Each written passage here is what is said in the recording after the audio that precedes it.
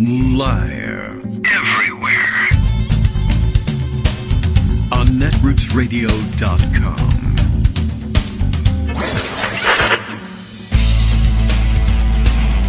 David Waldman.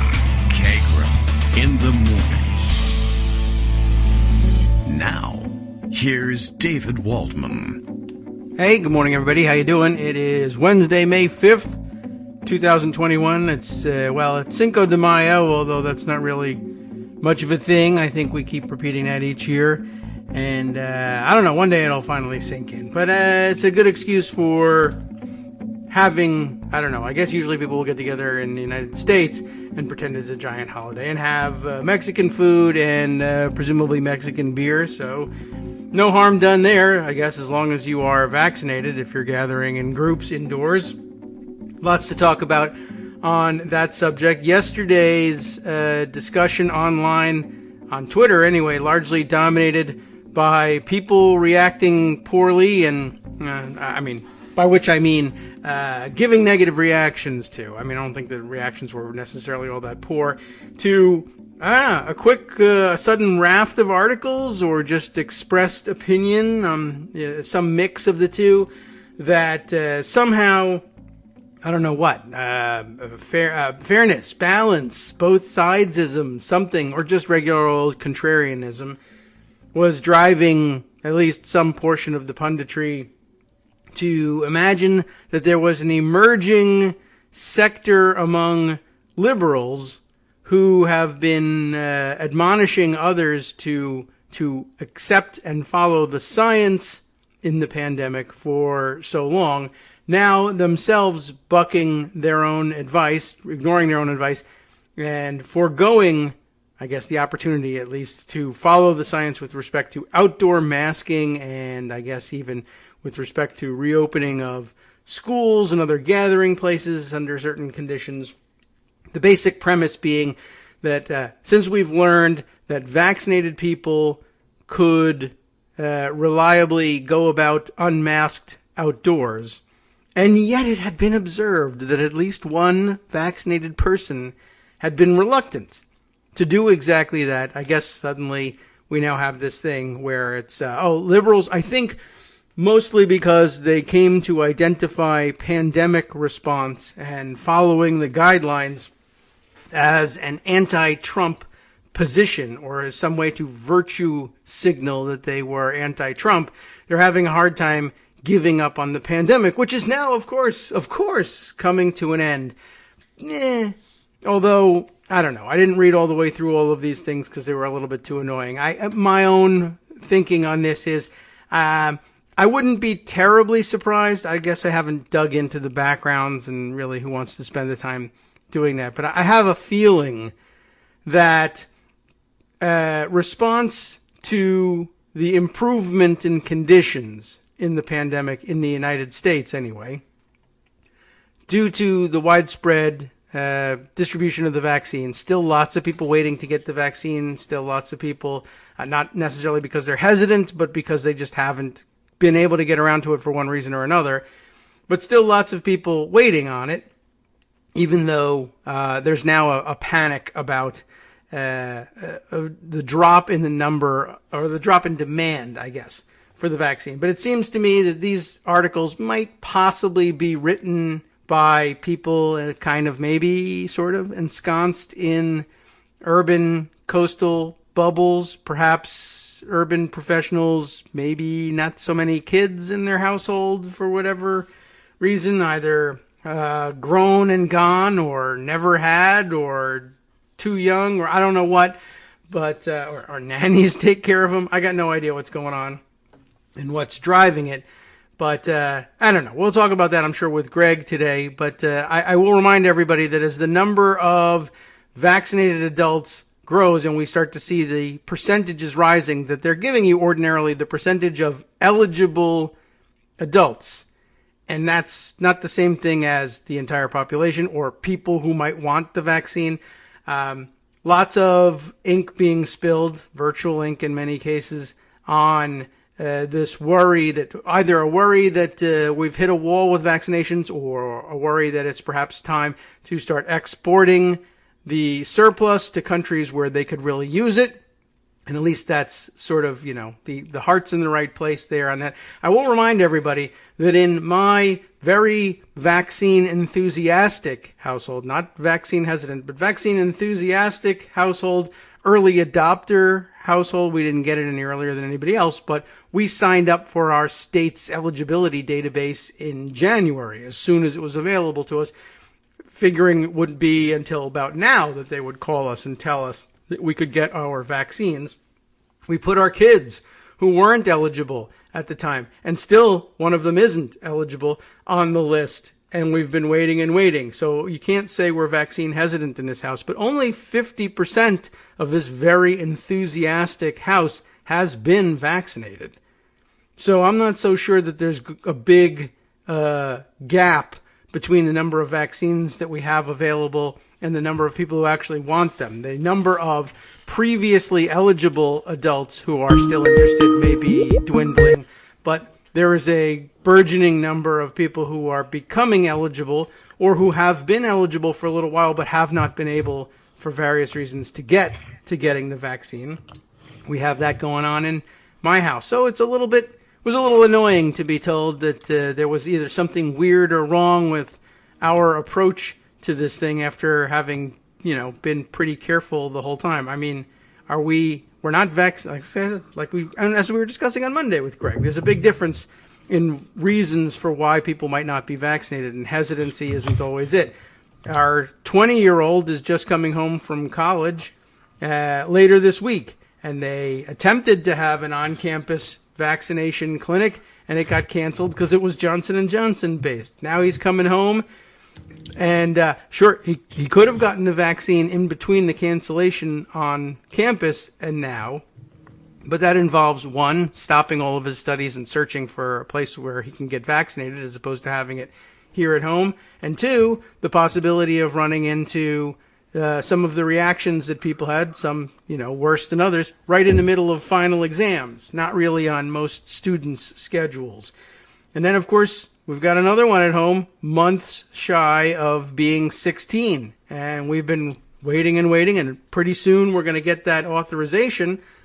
But, bottom line is that 50% of a very enthusiastic household still waiting for vaccine. Don't ship it away just yet. And don't tell me we're hesitators either. It was a little annoying, and I think a lot of people were a little bit rightfully annoyed by that yesterday. And you can carry that annoyance over into today. Greg might even help facilitate it, or he might diffuse it. Let's see. Good morning, Greg. How are you? Well, conciliatory. That was Merriam-Webster's word on Monday. And, try to diffuse anger. It's quite interesting to watch a lot of the commentary, but understand that much of it is driven by conservative commentators who are obsessed with the concept of wokeness and virtue signaling. Oh, yeah, and what happens is, since they themselves are performative, they don't understand anybody else might not be. It's one of the, one group is from Venus and the other's from Mars kind of thing. Mm-hmm. They just don't get that people are actually trying to consider and work through what to do in a logical manner. They simply assume, like themselves, you must be simply virtue signaling, and therefore, when you wear or don't wear a mask, it has everything to do with your politics. When you get a vaccine or don't get a vaccine, it has everything to do with your politics, because to them, that's how they think, and that's how they do it. And so they project onto you and then make crazy pronouncements, but because they have platforms, people pick up on it. And a lot of that is what's going on. All right. So there's this very nice article today, the coronavirus vaccine skeptics who changed their minds. The White House and public health experts are studying the Americans who went from no to yes. And this is in the Washington Post. Some really interesting commentary about it by Amanda Marcotte I'll get to. But the article basically says, thinking about herd immunity, thinking about my daughter, thinking about all of that, I just realized it's about being a part of something bigger than yourself, said one of them, who's had to cut back on work to care for her daughter. And the emergence of these mind changers suggests that at least some vaccine-wary Americans are willing to reconsider when their concerns are addressed by those they regard as credible. All right. And it's a question of who you regard as credible. Some vaccine skeptics have panned to pictures and politicians, including Obama, Bush, Clinton. About a quarter of adults say they're not planning to get vaccinated, and that may be as low as 15, but as high as 25. Okay. But what separates us from the former presidents is we're all physicians and healthcare providers, said Representative Brad Wenstrup, Republican, Ohio, head of the GOP Doctors Caucus, whose members appear in ads. And so we're doing the ads in white coats because that's what people trust. Personally, I hate white coats. I'm a pediatrician, and I run from them. But sometimes you have to put one on when you get a media shot because that's what you're expected to do. Sure. So I have a white coat for those media shots, which I only wear for those media shots. And, that's just how it works. Yeah, I can believe that. I mean, we saw lots of it with Trump's doctors when he himself got coronavirus. I don't think they run around the Walter Reed in their white coats, but they were asked to put them on to convey authority. Here's a woman named Greenaway, Republican, said she'd been impressed by the doctors who cared for her daughter at Children's Hospital Philadelphia, otherwise known as CHOP. So when she saw Paul Offit, a CHOP pediatrician, appear on national TV, she was primed to listen. Okay. It was a familiar face. I'd seen him in research, and I felt like I really trusted him. And even as some skeptics changed their mind, others have signaled they're increasingly dug in, including a focus group with Frank Luntz.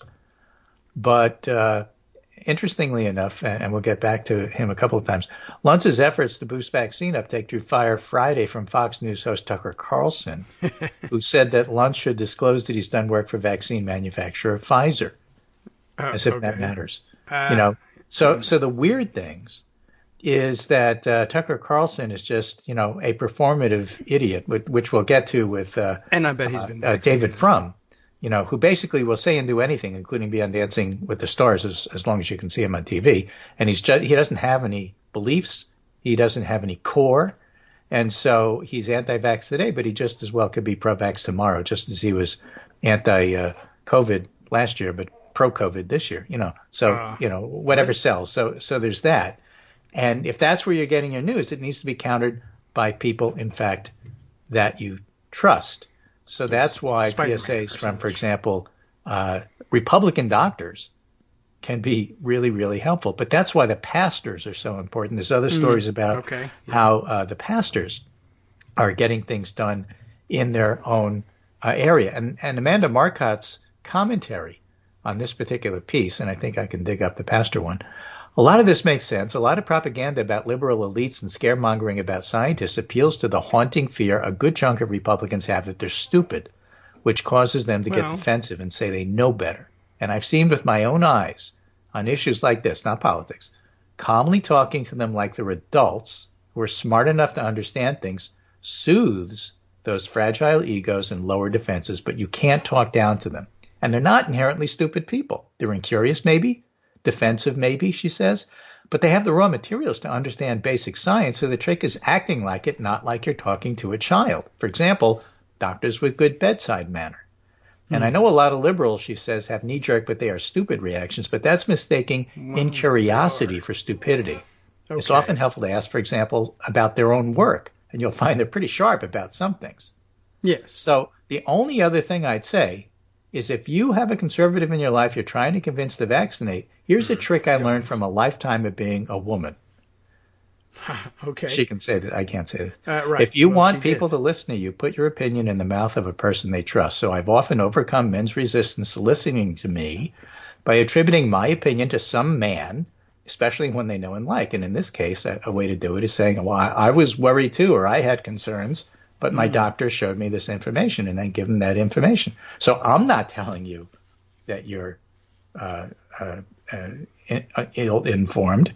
Your male doctor is telling you. No, well, I'm just a conduit to giving you this information. And so, sometimes that works. That's one of the reasons why we highlight conservative commentaries so much on Daily Kos. It's not like I want Daily Kos to become conservatives. I would like you to read them. I think it's always interesting to consider it. But the message for some readers, not Daily Kos readers necessarily, but those out there, let's say in Twitter world, carries more weight if you point out that it's not me that's saying that Tucker Carlson is an idiot, it's conservative David Frum who's saying Tucker Carlson is an idiot. Yeah, see? We used to see that play run all the time. Even the liberal says. Exactly. So David Frum notes, Carlson has some abusive personal comments about me 2/3 of the way through this complicated excuse about justification for the January 6th attack on the U.S. Capitol. This was yesterday. So he's anti-vax but pro-insurrection, which is quite a combo. As to the abuse, I'll just say this. I've known Carlson for more than 20 years. We were colleagues at the Weekly Standard in the 1990s. I appeared fairly often on his MSNBC show in the 2000s. We were Washington friends, that is to say we had lunch, same parties, et cetera, et cetera. And all this was during the period of the Afghanistan and Iraq wars. Carlson now proclaims his fierce opposition to both, but when it mattered, he was a ferocious advocate of both wars. Oh, yeah, sure. I supported the wars too, of course, said Frum, but Carlson's support was way more outspoken, radical, disdainful, and frankly bloodthirsty. His radio broadcast description of Iraqis as semi-literate primitive monkeys resurfaced in 2018, and there's a lot more of that. Maybe Carlson authentically changed his mind about the Iraq and Afghanistan wars, and maybe he was performing in 2009 and is performing again today. It doesn't matter. What does matter is this. What matters is what you said at the time your words could influence public action. We all rethink, we all evolve, but even as we change, we carry our responsibility for our personal history along with us. At least I believe that, but not him. To Carlson, remember, these guys are friends. It's just all sounds and images on a box, to be spoken then forgotten. Reminds me of your, campaign in a box stuff. Yeah. Okay. Say one thing today, the opposite tomorrow, urge a war, disavow it afterward, as if it had nothing to do with you. It's cynical but cowardly. Maybe that's the fascination of the Carlson TV persona. We all know, we all sense, that if a Murdoch ordered him, he would say the opposite of everything he says now. Okay. That's probably true. Last year, he flipped from COVID is real to COVID is fake. Oh. I don't know if I had... He could flip from anti-vax to pro-vax. He certainly could. Carlson's like a one-man TV special effect, the creation of market analysis of race baiting as a segment within an ever more fragmented infotainment industry. He'd be just as happily hosting Jeopardy or doing a cooking show with a Kardashian. I've written much about the Bush years and will write more. I'm undertaking now a book about that. I felt I owe it. It's not a show or an act. Maybe that's why I get so on Carlson's nerves. And so that's why Carlson picks on him. It's interesting. Does he? Liz Cheney gets on Republican House members' nerves. They're talking yet again about ousting her. Steve Scalise this morning came out and said she has to go, which means she has to go, and she will go. Why? She makes them incredibly uncomfortable because she's honest, they're not, and they hate that. And she's doing it in public, and they hate that. They're telling all their members to lie to the public and support the big lie, and she says, no, I'm not going to do that. And they hate that. So the same reason that Carlson hates David Frum is why House Republicans hate Liz Cheney. Now, she is conservative. She's not anything that I would support in terms of her policies, but she's honest, and I'd way rather have somebody like that to deal with than, a Matt Gaetz. And again, as people have put it, Jeff Tiedrich put it rather colorfully, what kind of shithole party ousts Liz Cheney but keeps Matt Gaetz? Mm-hmm. Or Marjorie Taylor Greene, MT Greene. Empty, being the operative word there. So that's where they're at, and it's just so bizarre watching it. Or where is the Republican Party? They're not pivoting with ousting Liz Cheney. They pivoted when they elected Alan West to be chairman of the Texas Republican Party. Yeah, he's not even from Texas. Yeah, but hey, he's a radical, and that's what we want. We want radicals. They are a radical party. They are incredibly radical. That's why they want to stamp out democracy and get rid of the vote. You have to call it for what it is. And, I just have to say the progressives are right about everything they said about the Republican Party, sort of like they were right about the Iraq War. Yeah. This is who they are. We said this is who they are. You know what? This is who they are. This might be who they are. Could be. All right. I'm in agreement. Right. In any case, I thought that was all interesting commentary. Meanwhile, the rest of the country, Biden's $1.8 trillion American Families Plan is supported by nearly 60% of voters, says a Morning Consult poll today. Mm-hmm. And in Georgia, a new AJC poll, Atlanta Journal-Constitution. Oh, yes. Okay. Biden 51-45, Kemp 45-49. These are unfaves. Oh, okay. All right, yes. Ossoff 48-39, Warnock 48-40, Abrams 48-45, Trump 45-50. So the Democrats are positive and the Republicans are negative. Okay. All right. Seems like a good and dividing so line. that's how it's going in Georgia, and that's why they want to suppress the vote. Yes. Got it. Okay. Yeah. I mean, don't do it. Don't let it. But I understand it's happening. Yes. I'm not okaying it. Okay. So. Okay. Let's see. What do we got here? We have Jamie Dupre. House Republicans cannot tolerate anyone publicly calling out Donald Trump about his never-ending false charges of election fraud, so they're seemingly ready to cancel Liz Cheney because they're into cancel culture. Right. Yep, true. Oh, by the way, what else is going on? Rudy Giuliani is having legal bills pile up. He's asking Trump to pay for them, and Trump says, take a walk, Charlie. I don't even know who you are. I can't. You're breaking up. I'm going into a tunnel. Yeah. Sure. All right. A long tunnel. A really long tunnel. Did you say it's you wanted me? Battery tunnel. It goes up forever. Rudy, did I hear you correctly? You want me to pay for something? Yeah, sure. Okay, I'm sure. Well, go fund me something. Right. All right. Great. Why doesn't he represent himself? I don't know. I don't know either. No license? Because why do that when you can have Alan Dershowitz? I guess so. Well, that's true. And he's volunteering to do. Oh, he's not volunteering. He's saying I'll do it. Maybe he thinks he can get Trump to pay. I don't know. We'll see. Trump's got retired. the goods, he He's not says. doing anything. I got insurance, he says. So let's see how good his insurance is. Okay, good. Because now is when you need it. Yeah, right. We'll see. All right, more legal stuff. He bought junk insurance. Remember, I am not a lawyer. I don't play one on the internets. But this is Empty Wheel. She's not a lawyer, but, a lot smarter and better and well-informed than many of them. Will Amy Berman Jackson finally break the spell of OLC, that's the Office of Legal Counsel, feeding bullshit Freedom of Information claims to D.C. district judges? Yes. Yesterday, Judge Amy Berman Jackson ruled that the government must turn over a memo written ostensibly by Office of Legal Counsel head Steve Engel to justify Bill Barr's decision not to file charges against Donald Trump for obstructing the Mueller investigation. Yeah. CREW, the Center for Responsibility and Ethics in Washington, FOIA'd, Freedom of Information Acted, right. FOIA'd the memo and sued for its release. The memo itself is worth reading, but I want to consider whether, by making a nested set of false claims to hide what OLC was really up to, this opinion may pierce past efforts to use OLC to rubber stamp problematic executive branch decisions. A key part of the decision pivoted on the claims made by Paul Colburn, who's a lawyer from OLC, whose job it is, in part, to tell courts that the Department of Justice can't release pre-decisional memos because that would breach both deliberative and attorney-client process.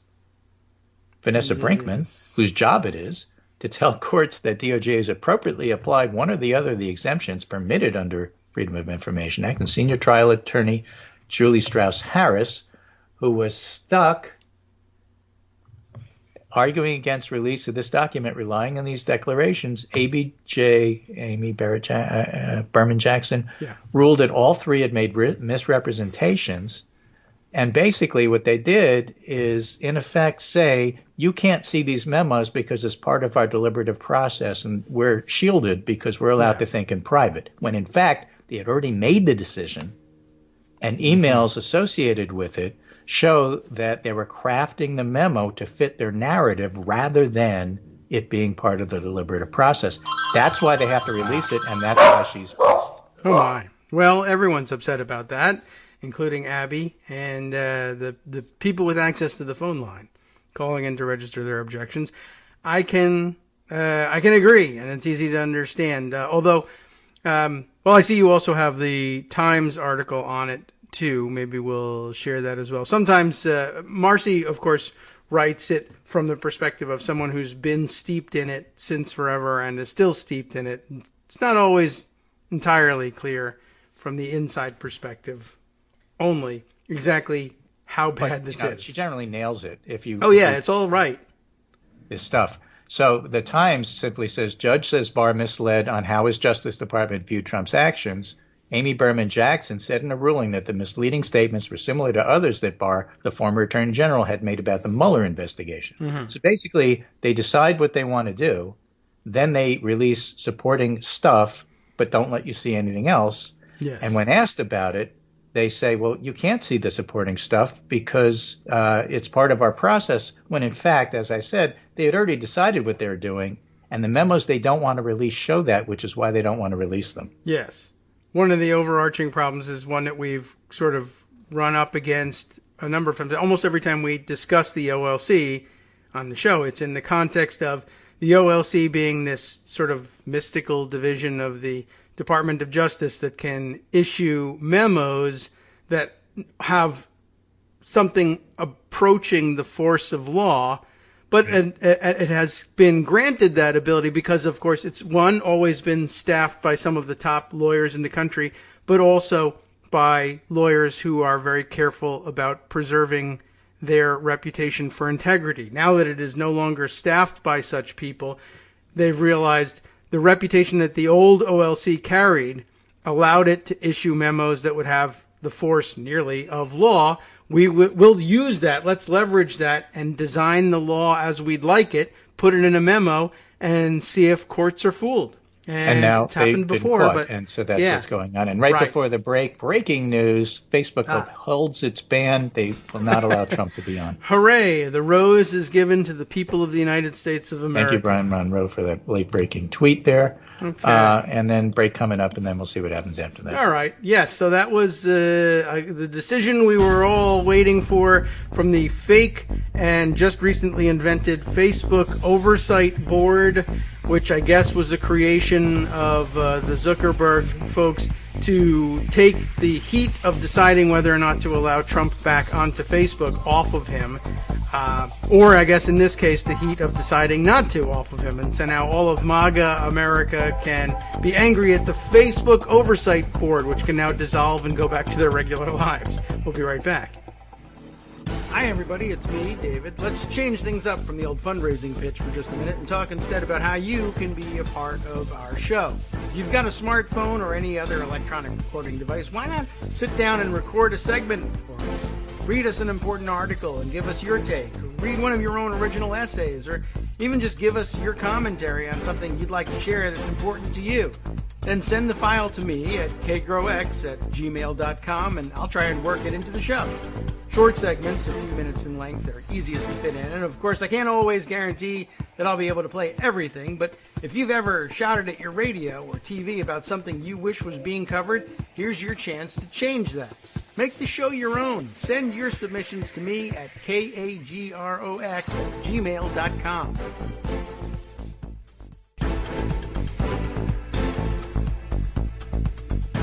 Welcome back now to the Kagro in the Morning Show here on Netroots Radio. We were told that when we came back we would be speaking a little bit about the pandemic, so I ran out during the break to get another pandemic because I was told the other one was over. So I got you another one, Greg, and we can just jump right in with pandemic news as if there was no break. Oh, good. So speaking of which, when do you go from one pandemic to the next? When is this one over? Oh, okay. It ended yesterday. And that's a lot of the discussion here. So I'm going to give you a piece from Craig Spencer. You may remember Craig Spencer. He's an MD, MPH. He goes to Africa, helps with Ebola, he gets on the L train, He goes bowling, that kind of thing. That Craig Spencer. So he has this really lovely piece called, "Are You Sure You Understand Herd Immunity?" No. A closer look at what it really means and some common misconceptions. Are you sure you know what quarantine means? Yeah. So defining herd immunity. Yes. Are you sure you know what wokeness means here?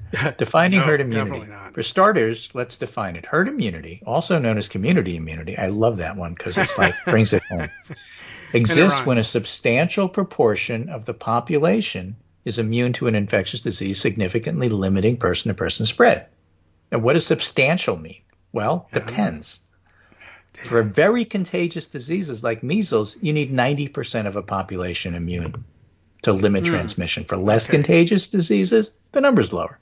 And that seems straightforward. So what are the most common misconceptions? The threshold for herd immunity is fixed and a known number for COVID. It isn't.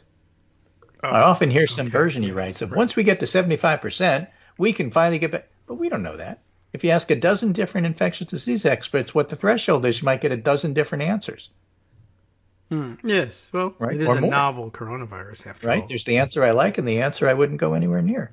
No, Sure, their answer. answers will all be in a similar range, somewhere between 60 to 90, but that's a big variation. And they'll all agree it's higher than the percentage who are currently vaccinated. Mm-hmm. So the reality is the herd immunity threshold isn't a fixed number. It depends on multiple factors, which themselves aren't fixed variables. That's why it's so hard to nail down. I mean, are you in Michigan?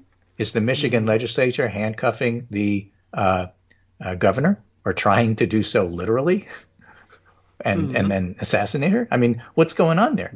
Is that the same as what's going on in Florida? Is that the same as what's going on in California? No, they're all different. We know that continuing to practice public health measures like masking and distancing help drive numbers down. A reminder that Israel's doing great, and we'll talk about that in a minute, but Israel also had lockdowns. It wasn't just vaccination alone that got Israel to where they are right now. No. A population that's 50% vaccinated and abiding by mask mandates and indoor capacity limits is better at reducing transmission than one that's 60% vaccinated but doing nothing. Aha. Right? Yeah. So more transmissible variants may raise the herd immunity threshold, and with the more infectious B117, that's the one they started in the UK and now is the majority of COVID infections in the US, that'll undoubtedly push the number even higher. So what that number is unclear, but it's, you need to have at least 50% of the public vaccinated, and if you can get that up to 70%, that's even better, but it's not a guarantee. You're still going to have hot spots like Oregon does right now. Yes. They do. Okay, misconception 2. Hungary. The herd immunity threshold is on-off switch. You reach herd immunity at 80%, it goes away. Yes, everyone can lick handrails. Nothing magically changes once you get there. It won't increase. You won't get a new outbreak, but you still got the old one. And right now, if you look at the numbers, first thing I sent you today from Worldometer, the number of cases in the U.S. has plateaued, starting to drop a little tiny bit, but still higher than we want to see. Way better than the peak. We're improved. Yeah. It's not gone. Yeah, and I did see somebody pointing out, we're still doing numbers like we were doing last summer. That wasn't the peak, but last summer was not great. No, it wasn't great at all. We're actually higher than last summer. Yeah, and remember, it was supposed to disappear last summer because it was summer. Right. Well, so my title for the Pundit Roundup was "The Pandemic is Changing Its Contours," and it is, and you have to change your thinking right along with it. All right, I will. Okay. Anyway, getting back to misconceptions. Misconception 3, the herd immunity estimate is a single country-wide number. It isn't. We know that things in Oregon and Michigan are different than what's going on in Connecticut, where things are pretty under control. Yeah. So you're talking about local stuff, not national stuff. So I can tell you, I don't understand what you're talking about in terms of vaccine hesitancy. Connecticut's doing great. Well, we're not some other state that maybe not doing so well. Misconception number 4, COVID-19 will disappear when we finally achieve herd immunity. Not how it works. That's the big one, I think. It's extremely unlikely COVID will ever again have the devastating impact it has, but that doesn't mean it disappears. So again, you go from a flu pandemic to seasonal flu every year, and you get a shot every year. No big deal. Everybody's used to it. It's all baked in. What's the problem? Misconception 5, we'll get to herd immunity if everybody who is eligible gets vaccinated. You don't need everybody. Okay, so the best approach is still a combination of wearing masks, distancing, and doing everything we can to prevent transmission while you work to get as many people vaccinated as quickly as possible. You don't necessarily have to wear masks outside. True. Even Abby. We have some guys who are doing some outdoor yard work. Yes, and well, I that's where the outdoors Abby is. Probably would have been a Trump leader because she's easily excited about small things and she hates change. I mean, if you're there for a while, she gets used to you. But if you just show up for the first time, she barks at you a lot. And it reminds me of people who just don't like the way this country is changing. Yeah, well, that's why I put bacon in my 1950s. Pocket. Yeah. And so anyway, when I go to MAGA so rallies. Apologies for the barking, but no problem. Now Abby's. So that's what's going on there. And meanwhile, this Vox piece is the logic of Biden's new July 4th vaccination goal. Biden's new goal acknowledges how close America is to potentially getting COVID-19 under control. Both things are true at the same time. It doesn't mean that everything goes away just because you reach the herd immunity thing, but we're really getting close there because all you really need is about 60% of the population vaccinated. And the emergency use authorization is going away. Pfizer is applying for full FDA approval, including 12 and up. That means the military can mandate it. That means kids will get it. Schools can mandate it. And so the population is going to get the vaccines. Is going to increase for sure. How much remains to be seen. How quickly remains to be seen. But as German Lopez points out in Vox, that begins with Israel, with about 60% of its population now vaccinated with at least one dose. Israel's managed to almost completely reopen the economy and crush the number of cases and deaths to nearly zero. Still restrictions in place, particularly indoor masking and vaccine passports, but it's much closer to normal than it could afford to be with any guarantee of safety months ago. And we don't know with certainty what the herd immunity threshold is. You'll hear that again and again and again. Well, herd immunity. Well, firstly, letting everybody get sick to reach herd immunity is ridiculous. It always was. But people will try to pretend they didn't have that argument at the beginning of the pandemic. But I remember that they did because I was arguing with them. Yeah. I mean, it's also on the internet, like forever. Yeah. Some experts said it could be as low as 60% for the herd immunity threshold, but Israel's data suggests we could get our lives much closer to normal without worrying about the risk of deadly infection at much less than 80 to 90%. Remember, there's a range, 60 to 90, depending who you ask. So it's a fairly safe gray area, an end game to COVID between lockdowns and the pre-pandemic normal after a year in. And given this data, the Biden administration is aimed for a July 4th goal of 70% of adults at least partially vaccinated. And that's roughly equivalent, given that kids under 16 can't get the shot yet, to 60% of the country getting at least one dose. Oh. So if you get it into 70% of the adults, you get it into 60% of the country. But it's going to be better than that because the kids are going to come on board very soon. Yes, I'm waiting. Right? So there's a lot we don't know. Hitting 16% might allow for infection control without being true herd immunity, where the virus can't circulate. Mm-hmm. In other words, it might be like measles. Measles now is pretty much under control, except when you have an outbreak, like at Disneyland. Yes. Right. But that's still generally under control across the country. On the other hand, if you're at Disneyland, it's not so good. So the idea that it completely goes away is wrong. The idea the whole country has to fear measles is wrong. It's some combination like that. Mm-hmm. Right? So compared to the rest of the world, Israel's current experience can look almost like another planet. The normalcy Israelis now find themselves as they get a taste of a post-pandemic future, dining out, going to concerts, attending sports, often without masking. My goodness, it's like New Zealand. A little bit. A little more crowded. Caveats. Israel hasn't completely reopened. Israel might be even a little bit too cautious. The number of daily cases is important because the more virus out there, the less the whole program works. And that's why it's important that we're stuck at this plateau. Mm-hmm. If you don't eliminate it with the lockdowns that Israel did, that New Zealand did, then you're left with a much higher threshold. And so it's harder to get your conception of what you think herd immunity should be to act out in real life. The more that's there, the harder it is. It also could be a moving target. Mm-hmm. One of the challenges is people hear of population immunity, community immunity, and they think it's a static concept. Jen Cates, Director of Global Health at Kaiser, told me.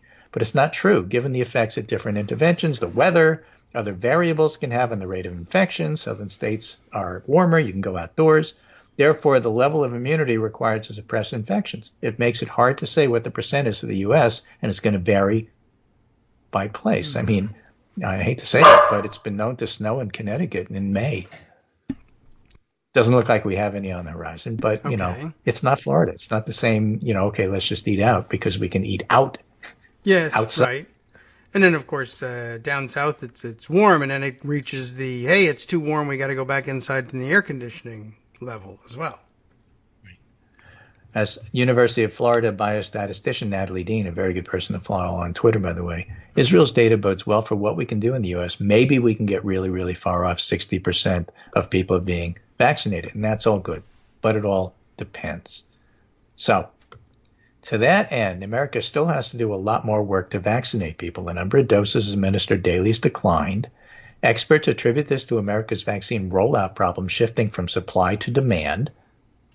And Ashish Jha used the analogy of a new iPhone coming out. The U.S. has vaccinated the most enthusiastic, those willing to camp out. Now you got to make the rest of the public go buy those damn phones, not the ones who lined up outside of the store. Mm-hmm. Right. And same thing with the movie blockbuster we always use. You're not Hollywood hesitant if you wait until Netflix. Mm-hmm. Okay. Right. But there's good news. It's all moving in the right direction. It's not doom and gloom. So I don't know what Atlanta's talking about, frankly. Okay. Well, I don't know either. I read it, and I still don't really know. Right. So there are people that want to be cautious. Great. Let them be cautious. It's all important. I don't know. It caused a big uproar, and there are many reasons why people might be being cautious. I guess what really struck me was part of the argument, or in presenting the piece, I think, who was the author we were talking about? Emma Green, tweeting about it yesterday and expressing her amazement that people who had said for so long were urging others to follow CDC guidelines or state guidelines to try to tamp down on the spread were now doing something other than following the guidelines. And it was kind of a ridiculous comparison to begin with. That one group of people was angry that others were underperforming the recommended protections, and now this other group of people, they're overperforming it. So they're both equally bad because they're both equally not following the guidelines, which is kind of part of it is both sides, and part of it goes back to what I said originally. If you are a performative person who thinks everything has to do with politics, then you assume everybody else doing something has everything to do with politics. What do you get so mad about? What do you care whether or not somebody wears a mask outside? What's it to you? Yeah, just shut up and move on. Yeah, I can't figure out the upset of it. I guess they were just trying to invent something to be contrarian or interesting about. I don't know anything about Emma Green and where she is or whether she's a performative person or anything like it. What came to mind was... There are people who have become very anxious about stuff and are being a little overcautious, and there's other people who are being a little bit too risky. Do you ever drive a car? Were you ever out on the road with people who have different driving habits? Yes. That's the way it rolls. Yeah, I guess so. You got the weavers who, in and out, and, you look at them, you say, you're going to get in an accident. And then you got the guy going at 90 miles an hour, and you think that guy's going to get pulled over and get in an accident. And then you got the person who's driving, 55 on a 65 mile an hour highway, holding up traffic. And you get mad at them, too, because the only people who drive exactly right is me. Yeah, well, a lot of people do feel that way. I know. And so, you're taking the same attitude about masks. I have the right attitude about masks, even though I'm really not an expert, but I have the right attitude. Everybody else doesn't. I think I'll comment on it. Yeah. Okay, good. If that means getting back to normal, I could live with that. But don't get nuts about how important your opinion is. I guess. I don't know. I guess what I found really disturbing about it was that they were saying, essentially it was a piece that said, all of that. Yeah, I'm the only one that's right about this. And what's really interesting is that the people I'm talking about are the people who used to be the ones saying that they were the only ones that were right about it. But I'm really the only one that's right about it. Yeah, and that's what's so annoying about it. Yeah. I mean, fine. You have your opinion about what you should do. Other people are going to have a different opinion. Guess what? Nobody's right. Nobody's wrong. Yeah. The other thing that I saw pointed out that I think is important to consider in all of it is that, not only that there are lots of reasons for taking varying levels of precautions, like, for instance, you may still have somebody who's immune compromised in your household or whatever, or maybe you just forgot to take the mask off and there's no reason to harass you about it. But or you got in the habit, That's okay. And right, wean yourself from it. It's and it's not a bad habit either. I mean, to me, I was like, it might actually help with flu season. And by the way, people in Asia do this every winter. Get used to it. That's true too. And we learned a lot during this pandemic. Like, now that I know, look, I'm glad there's not as much virus floating around in the soup that I'm now walking around in, apparently. But I learned the book that I'm carrying, and I don't have to Clorox it every time I turn a page. True. But certainly now that I've learned this sort of thing, how I guess I knew how it spread, but the more time I've spent thinking about aerosolized everything floating around, I learned about what I'm walking through, and the mask seems like maybe an okay idea for a little while longer, even if there's no coronavirus. Right, to be honest. Exactly. Really wasn't into drinking. Again, a reminder, there's a nice piece on CNN. Is your child in a classroom with unproven air cleaner technology? Our investigation found over 2,000 schools across 44 states are using your taxpayer dollars to buy the tech. Middlemen are making big money along the way. And as we talked about the other day, not much proof it works. Yeah. And then finally, this is actually a little heartwarming piece. Oh, good. My heart's I see on the national news, they have hard news for 10 minutes, and then the other 20 stuff is filler, 20 minutes of stuff. And they usually end with a heartwarming piece about some guy or some kid who did something, or some really cute dog or cat, which is really wonderful. But this one is by Cockatiel. An American religious historian at Trinity University in Texas, specializing in Native American and Latino religious traditions, Dr. Tarango. And she writes, the church I've been studying opened today. They have 95% of the adults vaccinated. Seriously. It's because they had a huge vaccine drive, and the pastor worked the phone to convince people to get the shot. Everyone masked up and stayed in their family units in church. Okay. It was both lovely to be there and mildly terrifying. I've never been around that many people. I'm never around that many people these days. Yeah. But I had to keep reminding myself, this is what a herd immunity bubble looks like. This is what community immunity is. But I have to say, it's hard to be out among people after the year. Yeah. Now, is Emma Green making fun of people like this? Yes. Keep listening. Okay. One thing that struck me was one of the lay leaders got up at the end of the service and addressed the people and thanked them for loving their neighbors.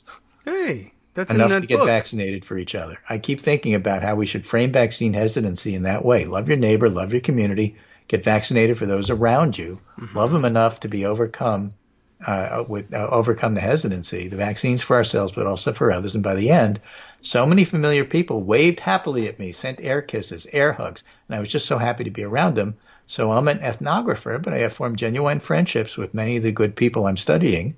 And today is the 145th anniversary of La Trinidad UMC. They've survived one major pandemic before. This was written on May 2nd, and are trying to be an example of a people who believe in science and Jesus and take to heart the idea that God is love, love thy neighbor, get a vaccine, and then life can start again. Yeah. So if you think that white evangelical Protestants are the most hesitant group, and they are, there are ways to approach that, and it's through their pastor, and it's through people getting up and testifying that this is how you show love.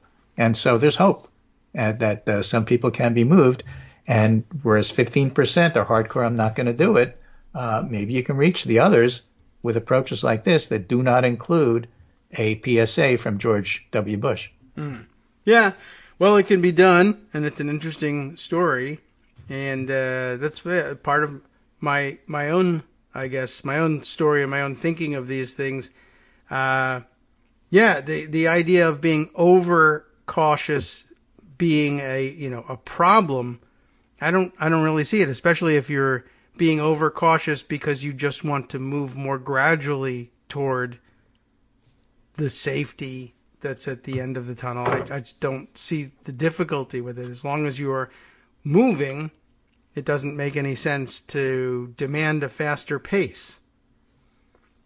I saw a lot of very interesting side points being made about this. For instance, just about that topic itself, that there seems to be this rush that people have to immediately dash to get rid of the masks and make sure that you're not masking outdoors so that you, virtue signal that you are in compliance with the new CDC guidance. And somebody else was pointing out a lot of this admonishment is coming from people who are incrementalists on everything else, by the way.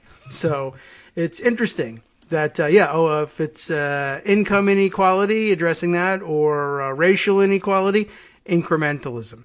Getting rid of the masks, that has to happen tonight.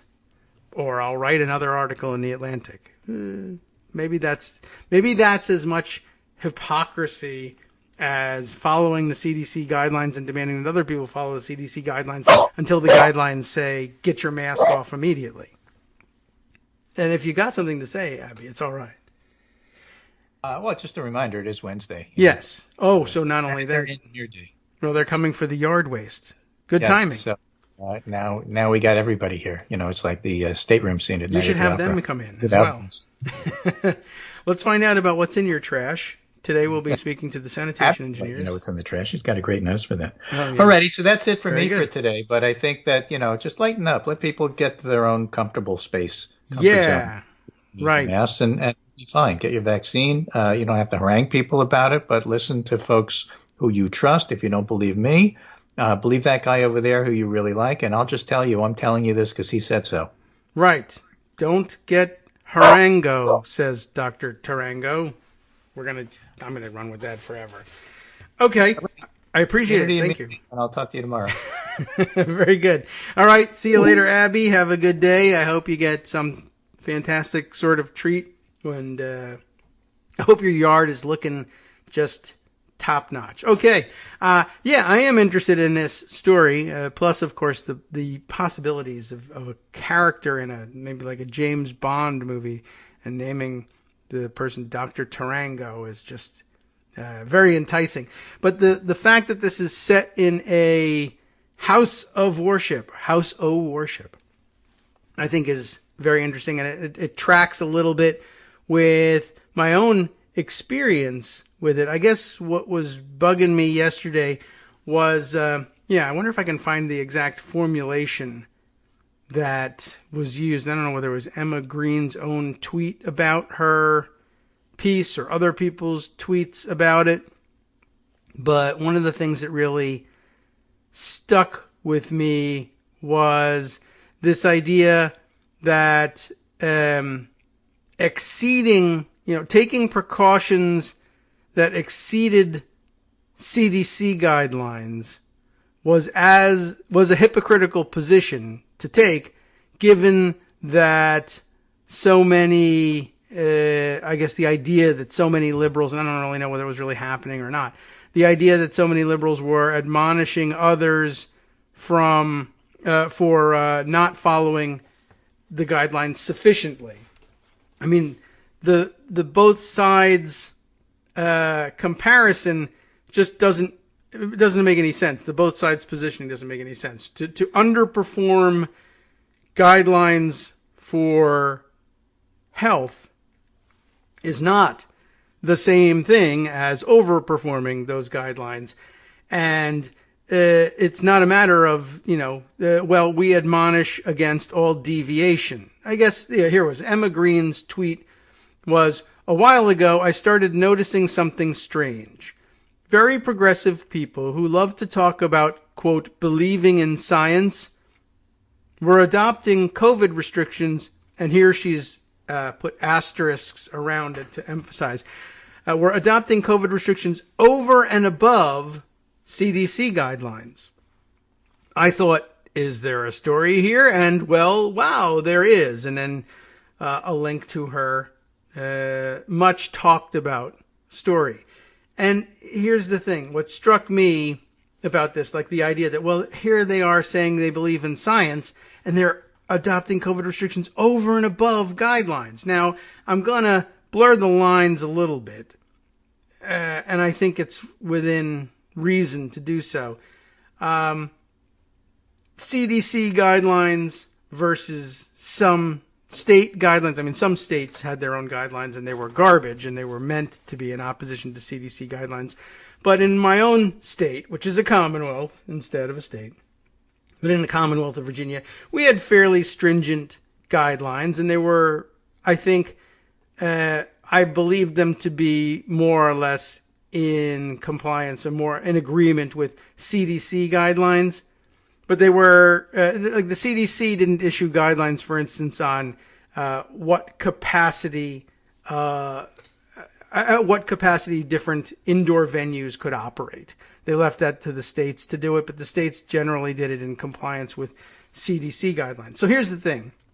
The idea that there were COVID restrictions over and above guidelines is held out here to be nonsense and idiocy and hypocrisy, given that you so-called, quote unquote, believe in science. Well, guidelines here in Virginia have said for months since the peak of the pandemic, that, we had indoor gathering restrictions, outdoor gathering restrictions, size restrictions, 10 people indoors, masked at all times, was the social gathering limit. But for political reasons, months ago, Virginia suspended those limits for religious ceremonies and religious services. And they said religious services, you can have, many more than 10 people. They had other guidelines. Restrict yourself to 50% capacity of the building. There should be 6-foot distancing among unrelated people, and they should be fully masked. Lots of other guidelines. But basically, the guidelines have said for months now that religious services could conduct themselves differently and in higher numbers and in higher concentrations. Why? Not because science, not because magic, not because God was going to protect anybody, but because they didn't want to hear it from the religious conservatives, most likely, but I didn't want to hear it from the religious communities saying, hey, you're infringing on our First Amendment rights. So they said, if you want to take your life in your hands for religious purposes, we'll permit that, but don't go too crazy. You can't just have everybody in town over. Well, okay, I'm on the reopening committee at my own house of worship, right? And in fact, I chair that committee. And so we were faced with this decision. Do we adhere to the guidelines and therefore win Emma Green's approval and say, well, we can have more than 10 people get together. We'll just waive all those restrictions and make sure everybody's masked and distanced? Or do we say, look, there's nothing magical about the fact that we're having a religious service here. If 10 people indoors is what science says is actually safe at the moment, then our guidelines are going to be 10. We were going above and beyond. But somehow crazy? No, I think compliant.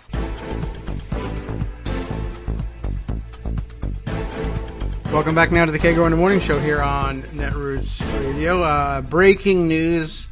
I believe it's actually broken news. Yeah, that's right. It broke, and we'll put it back together. Carl Quintanilla says that news from Canada. Toronto, an AP source in Toronto says Canada's health regulator authorizes Pfizer's vaccine for ages 12 to 16. So I'm going to Canada, everybody. Bringing the 15-year-old. Who's got enough going on in his life right now. But I think next week we'll probably get authorization here in the United States. But Toronto and presumably the rest of Canada has beaten us to the punch once again. And now they're going to steal all the good vaccine or something like that. Anyway, I don't know how much more time to spend on Emma Green. But I do think that there was some... I think that she underthought this whole thing and just saw a good contrarian angle and went and ran with it. And I don't know how much thought she put into it. Or maybe it was very thoroughly thought out. I have no idea, really. But, yeah, I'm starting to think that maybe the people expressing this opinion, that it was equally, I don't know if contemptible is the right word. She might not really be looking down things with contempt, but that it was an apt comparison to say that people who might be going over and above CDC guidelines were just as guilty of not believing in science as people who were underperforming CDC guidelines. I mean, I've just illustrated for you how ridiculous that actually is. But that brings us to another point. So I'll restate this one and then move on to the other one. But you can easily see, I'm sure that there are plenty of places that said the same, although I don't know how many more exemptions there were. But the idea that there were exemptions for religious services from a guideline that, maybe it was bad science to begin with, saying that 10 people was the right number. I don't know. It seems like one that was arbitrarily picked out of a hat, but they clearly wanted to keep the numbers low. But, there were people who pushed for saying, well, look, the state says it's okay to have larger religious services so long as we space people out and they remain fully masked. So why don't we do it? And my answer was, because, like I said, first of all, there's nothing magical about the fact that you're there for a religious service. It is allowed. It's just being allowed out of political convenience. They just don't want to hear complaints from people. It's not because there's anything safe about being together in larger numbers because it's a religious service. It's not. I mean, it is a religious service, but it's not safer. And, we might be fine because it may happen that none of the people who attend have got the virus, or even if they do, they're masked, and maybe the spacing and distancing helps with it, maybe not. But no, we shouldn't take advantage of the fact that this is permitted if there's no real scientific reason to believe that the risk is any lower. So don't do it. Now here, this is just on its face, our community deciding to go over and above CDC guidelines. Were we anti-science? No, I suggest to you that the guidelines were anti-science because they were politically designed. And I don't see anything in Emma Green's article that takes that into consideration. And it's a major oversight. It's huge and is a pretty clear example of what seems to me to be a pretty serious disconnect with a lot of people and the reality that a lot of people are dealing with. The other related point that I saw somebody making, and did I put it aside? I think I may have, because I thought it was just interesting and well put. And it wasn't exactly where I was going to, it's not exactly the way I would have put it, but my point is in here somewhere. And I saw someone retweeting this. It's from David Perry, journalist and historian, as he describes himself in his Twitter profile, where he tweets as Lollardfish, Lollardfish, Lollardfish.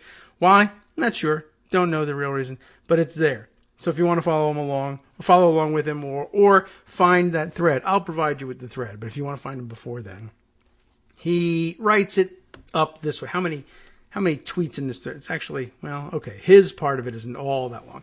People are traumatized, he begins. People are traumatized and have been repeatedly lied to by their leaders and confused or misled by public health professionals.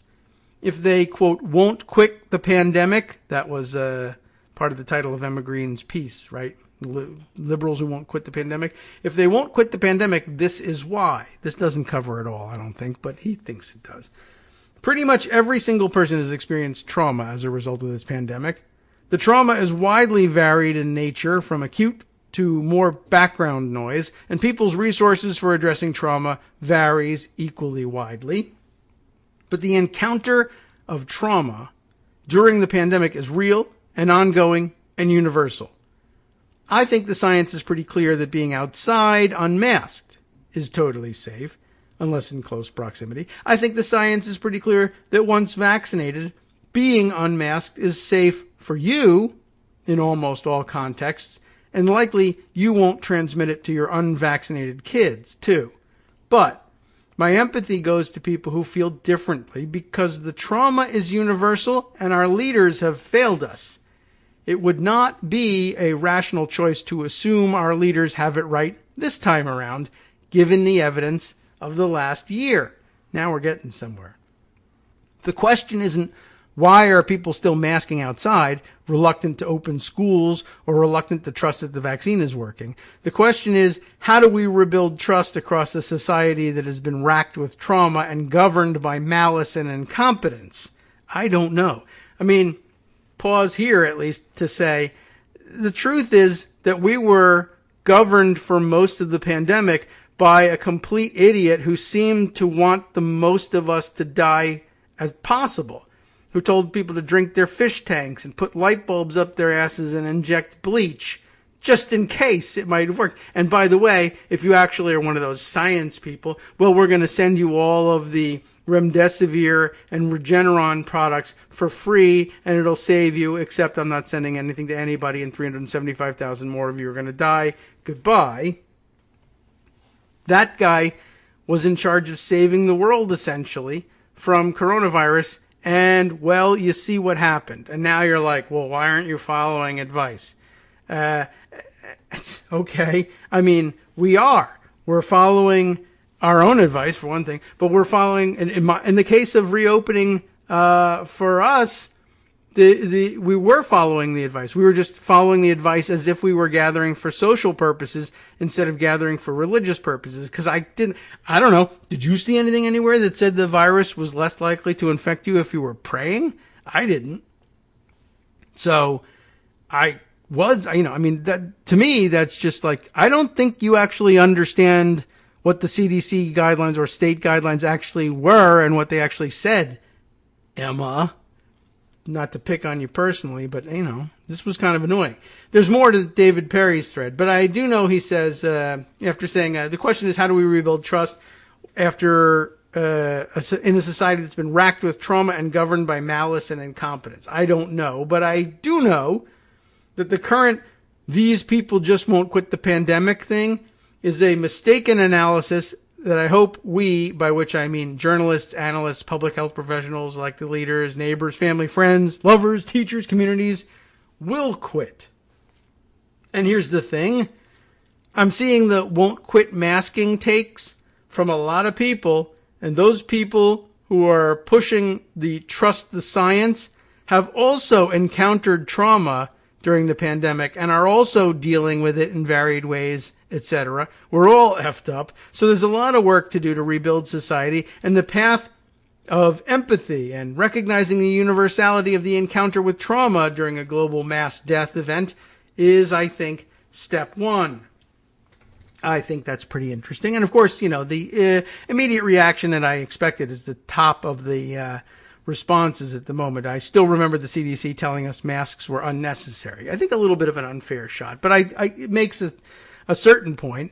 There was a time at which, if you were a follow the science person and CDC said, well, masks won't help, what did you say? Did you just say, that's it, masks won't help, masks are unnecessary? Or did you do like Greg said, which was, well, all right, people are going to need some more nuance on this.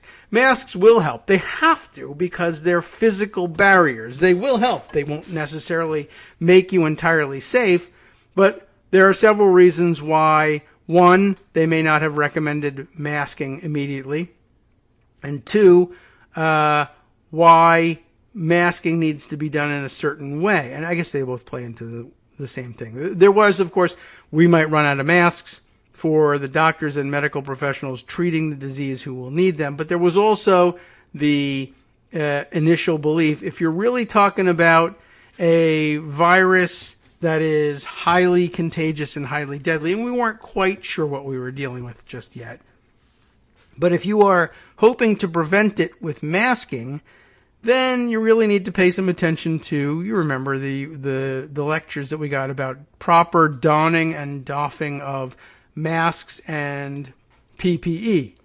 And so there were two issues preventing the CDC from wholeheartedly endorsing masking. One was the shortage, and the other was that even if we had an infinite supply of the stuff, what they didn't want was people coming to believe that with a mask on, you're Superman and you can do anything. Because one, your mask has to be the right kind, and two, your mask has to fit the right way, and three, you can't touch the thing when, in the wrong way when you take it off and then touch your face, and you get, the whole rigmarole. You remember everything that went into it, that if you're talking about a really highly contagious disease that carries a really super high risk of serious illness and death, you don't want to screw up on the donning and doffing. So there was that.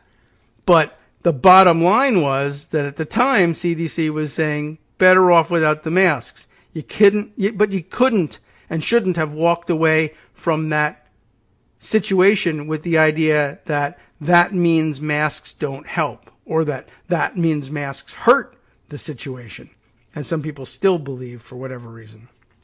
But I think that's a really good point. I mean, we just went through a year of the pandemic when, even if you forgive the CDC for their initial hesitancy to recommend masking, given that we now understand the nuance, you can't get past the fact that the President of the United States, leader not only of the United States, but let's, be clear about what we're saying when we say he's responsible to the world for fighting coronavirus. the United States, for better or for worse, is a world leader in most of this stuff in science and in medicine and in usually sharing its medical advances with the rest of the world. Maybe not so much lately, you could say. But it was pretty clear that the world, or much of it, was looking to the United States to be the first one out of the box with effective vaccines, for instance, or other treatments with for this thing. And then they were, and in good time at that. But in the meantime, the guy who was supposed to be keeping this under control while we were waiting for vaccines was a total idiot. And that affected things. And we still have the highest infection rates, and we still have the highest death rates.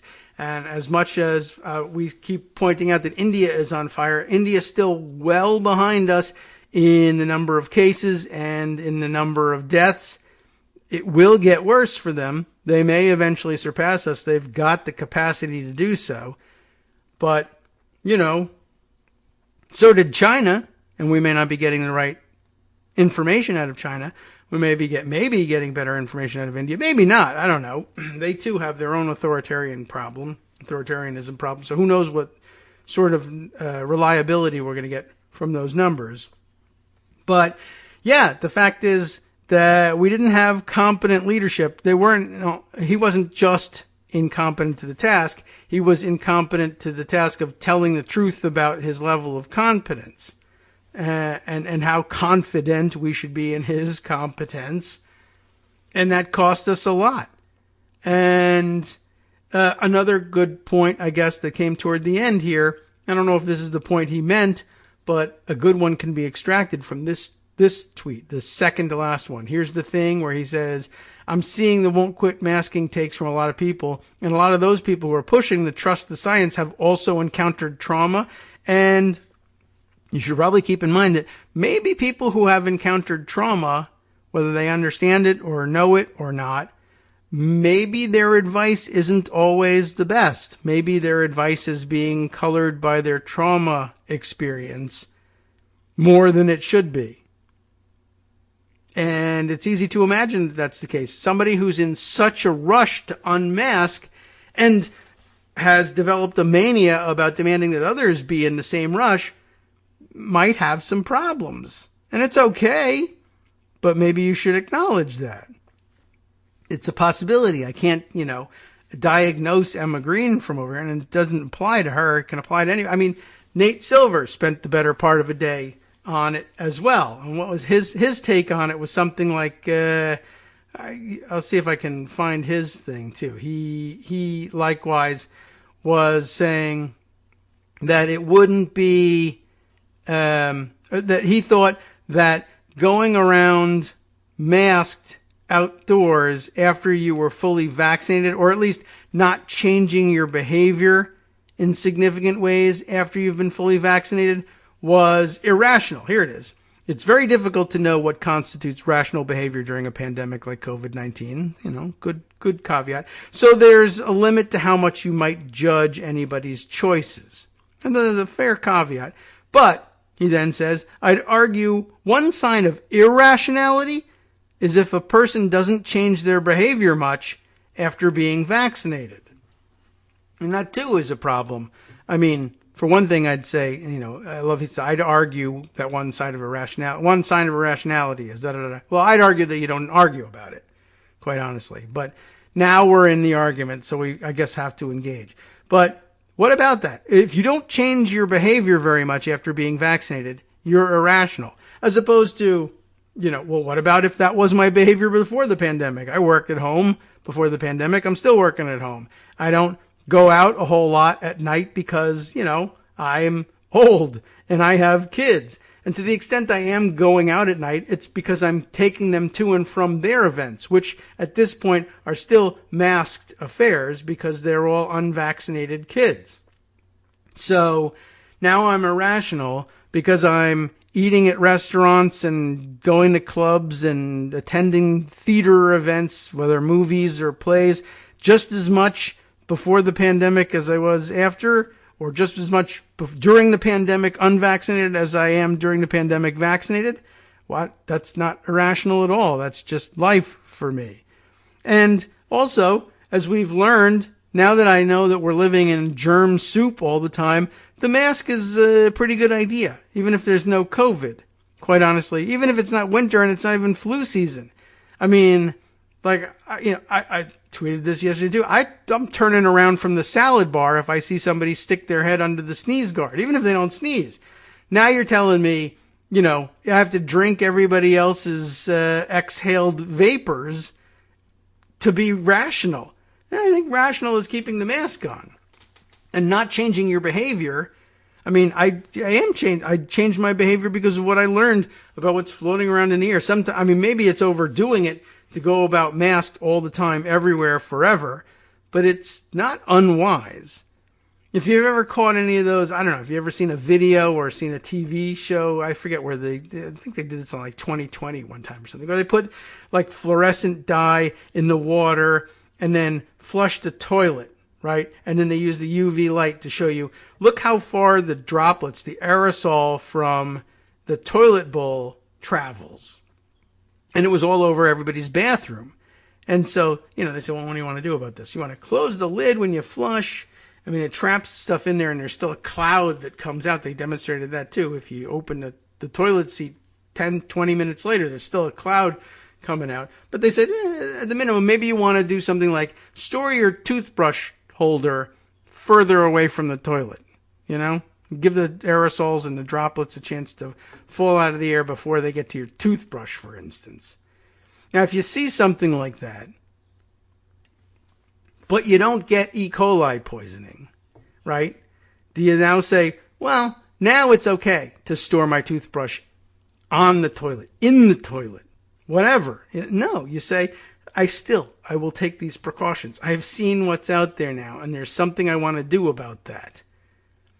And for now, maybe wearing the mask or maybe gradually de-emphasizing the masks are a way to go. It doesn't seem that crazy to me. But, that and the hesitancy thing. I saw Ann Applebaum tweeting yesterday, the number of vaccinations in the U.S. falling to levels that haven't been seen since February, as she puts it. People around the world are begging for vaccines. We should export it. But other doomsaying about the lack of demand for the vaccine, as we've been talking with Greg, that, there's going to be a slow and steady trickle. It's a trickle. It's not a rush, but there's still 100 million people that may want to get vaccine right here in this country. And maybe you don't want to ship it all out the door just yet. Anyway, I found the whole thing kind of interesting, but not interesting enough to spend any more time on reading the piece, given that we have so many other things to cover as well. Let's see. There's some breaking news this morning that I put aside. I'm just sort of taking a look at the... you know what? I can skip on those, and we can move on to some of the other stuff that I have lying around. Let's see. Oh, yes. Continuing yesterday's theme, there's a little bit more writing on big lie stuff that I thought we might be able to share with everybody, including this Associated Press piece, Whose Big Lie? Trump's proclamation, a new GOP litmus test. I told you yesterday, but I didn't have a link for it at the time, that Trump had declared the actual big lie was from now on, henceforth, going to be that Biden won, the opposite. And I was concerned about his ability to pull off this trick because he had been able to do it when he had access to social media platforms. Pulled off the trick of telling people that they needed to redefine fake news as what he said it was, and it actually worked. But now he hasn't got as much access to social media, and I guess he's not getting his Facebook account back anytime soon either. So that's good. I understand there was an announcement yesterday that he was starting his own social media platform. That was, what they were trying to call it. They wanted to adopt that language. One, of course, we just saw the My Pillow guy fail spectacularly in doing that, plus other conservative groups fail spectacularly in doing so. And then, as it turns out, what he was doing basically was starting a blog. And then that's where he was going to post his press releases on the letterhead that he's had mocked up that makes it look like he's still in power. And hopefully people would download or take screenshots of his press releases and then circulate them on Twitter. And people are doing it, and you should, be aware of that, and you should try not to help out with that. But this is a story in AP about his efforts to redefine big lie. Donald Trump and his supporters are intensifying efforts to shame and potentially remove members of their party who are seen as disloyal to the former president and his false claims that last year's election was stolen from him. They're focusing on the Liz Cheney thing at the moment, but there's a little more to it than that. But there's also the reframing of the use of the term big lie and how he expects Republicans to play along in reframing that. On Capitol Hill, Representative Liz Cheney of Wyoming, the number 3 Republican in the House, risks losing her leadership post amid her increasingly public dispute with Trump.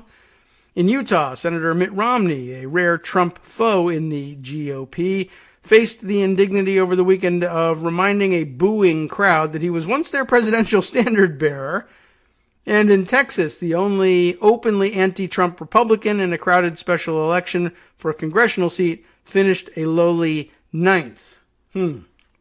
Trump left office, of course, nearly 4 months ago, with his reputation badly damaged after a mob of his supporters waged a deadly riot at the U.S. Capitol to prevent the certification of the election results. But the recent developments suggest a revival of his political fortunes, maybe not, in which those who refuse to go along with his falsehoods find themselves on the defensive. It's scary, says Michael Wood, the Texas Republican congressional candidate who based his campaign on a vow to push the GOP past the cult of personality that is Trump. In the end, he garnered just 3% of the vote on Saturday's special election, while 2 Trump supporters, including one he endorsed, will advance to a runoff. Trump's grip on the party may only tighten in coming days. It might be interesting to see whether the one he endorsed who made the runoff actually wins the runoff. That would be very telling, I think.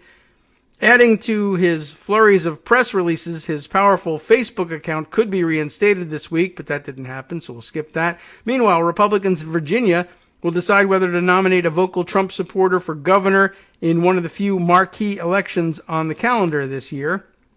An important signal of the party's directions may come on Capitol Hill, where Cheney's future is in question. We know all about that. I'm going to skip down a little bit further. But Trump has stuck to his story and issued a proclamation, he called it, on Monday, attempting to co-opt the language his foes use to brand his falsehoods. The fraudulent presidential election of 2020 will be, from this day forth, he actually says that, known as the big lie. And he writes that in all capitals. He wrote, Cheney, who has not ruled out a 2024 run herself, fired back, blah, blah, blah. I don't know if I really want to get into that back and forth, but I just wanted to use this as a link to demonstrate, yes, he actually did do this, pretending to proclaim that the big lie now has a brand new definition. Cheney survived an earlier attempt to oust her from leadership earlier this year, of course, but it could be different this time. Kevin McCarthy stood by her earlier this year, but he has declined to defend her from the latest round of attacks as he faces conservatives restive for her removal. That's a sign of McCarthy's own calculations as he works to stay close to Trump, while also trying to extend a wider tent to help his party win general elections. McCarthy said Tuesday on Fox News that Republican lawmakers have expressed their concerns about Cheney's ability to do her job as chair of the GQP conference and carry out the message of opposition to Biden and help win back House control. So that's the excuse that they're giving. I think we'll probably pause at this point, and it's time for us to take our break anyway. But I did see somebody suggest, did I save this one? Or I just retweeted it, right? I think Brian Monroe passed this one into our feeds not long ago, and so let's repeat it. But given the focus at the end of the article on McCarthy and Cheney, Brian was saying this is a good idea. This is something Benji Sarlin was circulating on Twitter, saying it seems like an obvious move for Liz Cheney here now to take Kevin McCarthy's House floor speech calling for Trump to be censured. Do you remember that he actually did that at the height of the reaction, I guess, to the insurgency? And turn that speech into an actual censure resolution with the exact same language and then see what happens. Try to introduce it and bring it to the floor. That would be really interesting and a way to say, you're going to get rid of me, you got to get rid of him too. Hi, it's me, David Waldman, your host for Kagro in the Morning. I have good news to report. Many more listeners like you are making critical contributions that keep our show on the air. Makes good sense, of course, and patreon.com, Patreon.com, makes it simple. Now you can make easy, secure, recurring monthly contributions to support our show. Patreon.com/KagroX gets you straight to our donation page. Maybe you'd like to thank us for helping keep you sane during the Trump era. Maybe you're looking forward to in-depth explanations of what's going on in the Biden administration. Whatever it is that keeps you listening, we need your help to keep bringing it to you. And hey, if you happen to prefer using PayPal or even the Square Cash app, we're up and running with those options too. Thanks again, everyone, for all of your support. We literally could not do this without you. Welcome back now to the Kagro in the Morning Show here on Netroots Radio. Not sure how much time to give to this, but I wanted to move on to another piece, still focused on the big lie, and now we're doing like 2 days worth here, but I wanted to at least point out that we're totally right. And we're totally right because, I don't know, even the liberal or once you've lost XYZ, then you know it's over. Thomas Friedman put out a piece on the same subject yesterday. Trump's big lie devoured the GOP and now eyes our democracy. And I guess at this point, you say, all right, well, even Thomas Friedman now jumping out to lead the parade here, which, typical habit, I guess. And usually it's a sign that, oh, maybe we're wrong. Thomas Friedman now agrees, but I think this is just bandwagoning. And, he's going to lend his whatever, whether you think it's deserved credibility to it, deserved or undeserved credibility, doesn't matter. But he's going to lend his credibility to it, and that's going to bring some people along, I guess, and maybe it's a good thing. How does he put it? President Biden's early success in getting Americans vaccinated, pushing out stimulus checks, and generally calming the surface of American life has been a blessing for the country. But it's also lulled many into thinking that Donald Trump's big lie that the election was stolen, which propelled the Capitol insurrection on January 6th, would surely fade away and everything would return to normal. It hasn't. We are not okay. America's democracy is still in real danger. In fact, we're closer to a political civil war more than at any time in our modern history. Today's seeming political calm is actually resting on a false bottom that we're at risk of crashing through at any moment. Because instead of Trump's big lie fading away, just the opposite is happening. First slowly, and now quickly. Under Trump's command and control from Mar-a-Lago, I don't know how much command and control is really going on there, but whatever, and with the complicity of most of his party's leaders, that big lie that the greatest election in our history, when more Republicans and Democrats voted than ever before, in the midst of a pandemic, mind you, must have been rigged because Trump lost, that idea has metastasized. It's being embraced by a solid majority of elected Republicans and ordinary party members, local, state, and national. Denying the legitimacy of our last election is becoming a prerequisite for being elected as a Republican in 2022, observed Gautam Mukunda, host of NASDAQ's World Reimagined podcast, and author of the book Indispensable When Leaders Really Mattered. I mean, clearly a guy that Thomas Friedman is spending a lot of time thinking about, but not the rest of us. This is creating a filter that over time will block out anyone willing to tell the truth about the election. It will leave us with a Republican Party where you cannot rise without declaring that the sun sets in the east. A Republican Party where being willing to help steal an election is literally a job requirement. This is not an exaggeration. Here is what Representative Anthony Gonzalez, one of the few Republicans who voted to impeach Trump, told The Hill about the campaign within the party to oust Representative Liz Cheney from her House GOP leadership position because of her refusal to go along with the big lie. If a prerequisite for leading our conference is continuing to lie to our voters, then Liz is not the best fit. Liz isn't going to lie to people. She's going to stand on principle. Remember, he is a Republican. Think about that for a second, says Friedman. To be a leader in today's GOP, GQP, you either have to play dumb or be dumb on the central issue facing our republic, the integrity of our election. Although I would say, it now is a central issue facing our republic. It never was supposed to be a central issue because it was taken care of. Now, ironically, the big lie people have to insist that everything has been screwed up and has been so for a long time, I guess including 2016, but never mind all of that, in order to pass what passes for their agenda, which is nothing except voter suppression.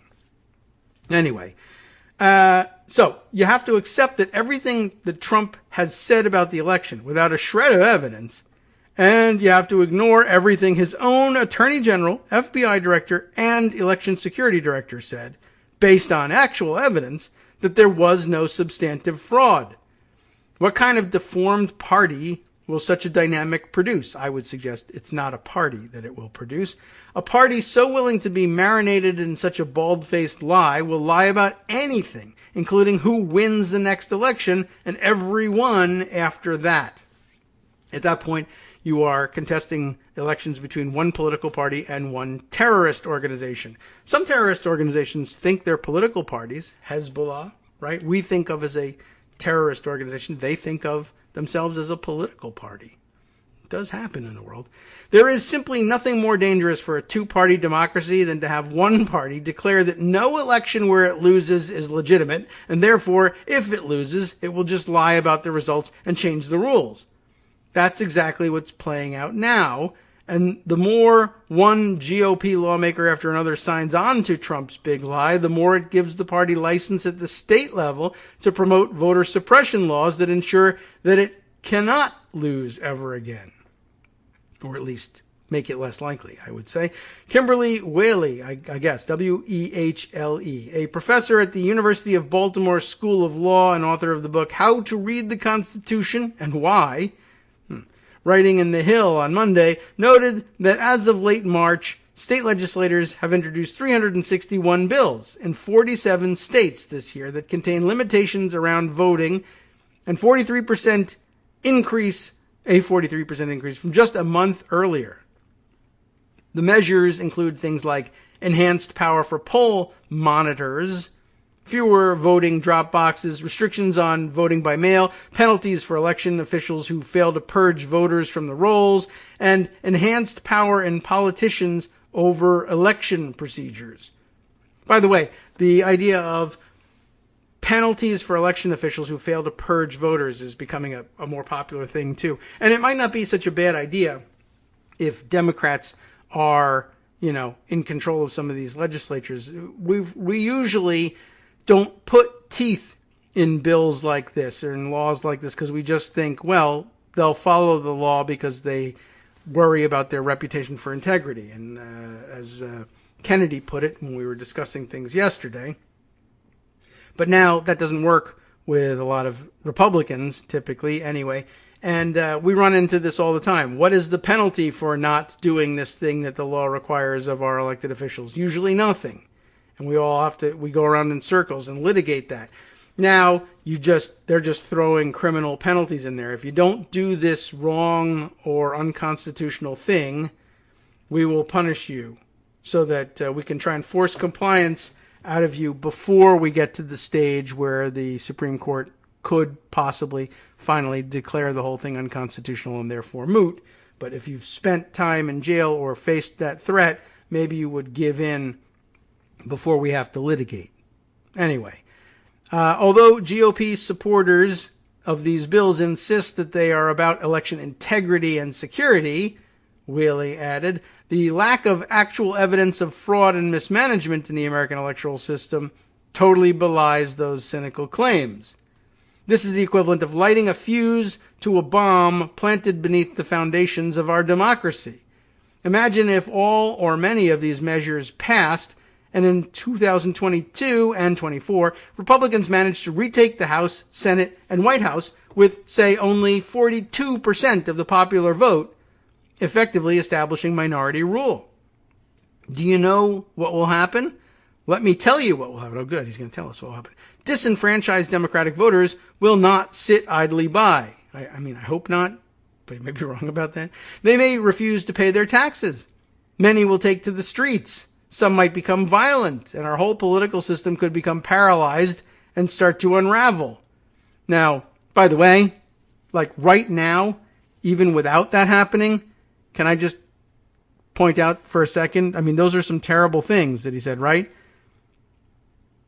What if I told you that there were some people who now refuse to pay their taxes? What if I told you that some of those people were now taking to the streets? What if I told you that some of those people have actually become violent? Our whole political system could become paralyzed and start to unravel. Yes, right? True. I mean, good conclusion. But what if I said to you all those things? Well, you've already guessed it because you're smart people. You've said, oh, he's talking about Republicans. But what's interesting is leave it to Thomas Friedman to view it this way. Well, if this keeps going, Democrats could take to the streets and stop paying their taxes and become violent. We got to do something to stop these crazy, radical Democrats from doing these things. Never mind the fact that regular Republicans are actually doing this now. Not just sovereign citizens, not just oath keepers or 3%ers or Proud Boys. You saw what happened. And, they took to the streets. They became violent. They refused to pay their taxes. Some of them just refused to pay their taxes because I hate paying taxes. And it happens all the time. But he's describing Republican behavior. The real tragedy, he says, comes if Democrats opt to behave the same way. Then it's a real problem. Okay. Well, okay, then he thinks maybe he's just saying that then both parties would be doing that and we wouldn't have anything going on. But I just want to point that. In other words, there's a pass going on somehow. Even as he's calling it out, there's still a pass for Republicans to behave the way they're behaving. Yet, this is precisely the path that Trump's GOP is setting us on. Personally, I have reservations about where the left of the Democratic Party is pulling Biden on some economic, immigration, foreign policy, and education issues. Of course, he's never going to say, oh, well, Democrats might be right about things and Republicans are wrong because they are not paying their taxes, taking to the streets, and becoming violent. Instead, he says, well, don't get me wrong. I'm not crazy. I think Democrats are going to get a lot of things wrong because they're, maybe socialists. So reestablishing his creds with his regular readership crowd, I guess. But Biden and his party are putting forth real ideas to try to address the real challenges that an increasingly diverse 21st century America needs to address to become a more perfect union. So maybe it's okay, but we won't say so. The best tool for keeping the Democratic Party close to the center left on more issues is a healthy Republican Party that hews to the center right. We don't have that. We have instead a GOP trying to cling to power by leveraging a big lie into voter suppression laws that leverage the party back into power by appealing solely to a largely white 20th century America. Trump's GQP, I will make it into a Q, is making no effort to offer conservative alternatives to the issues of the day. Its whole focus is on how to win without doing that. Which is why it is incumbent on every American to support in every way possible the few principled Republican legislators fighting this trend from the inside, like Liz Cheney, Representative Adam Kinzinger, and Senator Mitt Romney. And again, I get the point, and it's true, and they do, I guess, need support, but they need support from Republicans, not from us. But again, typical Friedman style, or at least maybe typical, me style of reading a Friedman article. Look at these terrible things that Republicans are doing. They're doing all this horrible stuff. In fact, it's so horrible. What if Democrats started to do some of those things? That is where the country would fall apart. In the meantime, they continue to do these things. What is the solution? Why, it's support for principled Republican legislators, don't you know? As opposed to, maybe we should sweep them from power entirely.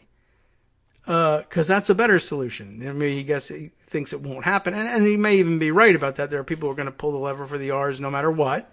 And there are a lot of them. But I don't know. Isn't that amazing? Look how terrible they are.